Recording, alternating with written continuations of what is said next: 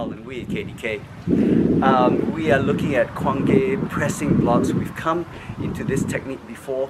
What I was trying to do is provide a summary of the various applications that we've done and kind of segue to other applications that we use. Typically, we see this pressing block from our style looking at a front lead guard and kind of gap closing. So we have taken this, we've taken the secondary tool and come in with another strike. So if you are taking a look at only this, it's a convenient way to say, hey, I am able to shut down both front and backhand and then come down and strike the opponent. Or we have this movement where we grab the head and we grab the arm and then we tie the person up and then spin and take them down. The next thing that we have actually looked at is covering that backhand in order to then segue into other applications. It's not really a purposeful segue. It is just that as you are gap closing, then the analogy of the double pressing blocks stops there and other applications take its place. For me, basically, I would like to attack that joint from this trap. Basically, I like to flick the elbow out in order to then damage the shoulder or the elbow.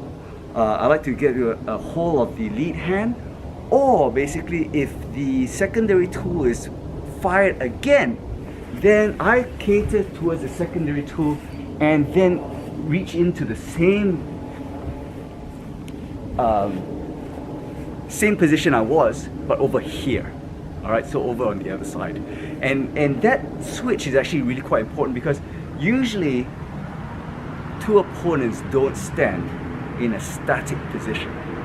So as we move around, we need to be able to cater towards the attack from one side, but it can actually switch very quickly to attack from the other. If you haven't actually noticed, the application that I'm actually following through comes from another form that we practice called Chuji. And in fact, if you look at this movement, it's an extension of that hand.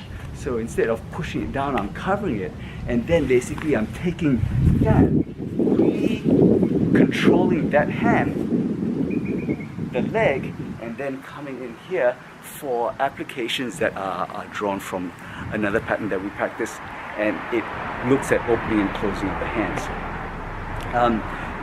The front pressing blocks again is only the start and the gap closing opportunity. Once I'm in it, then I have to draw from other applications that I basically I practice.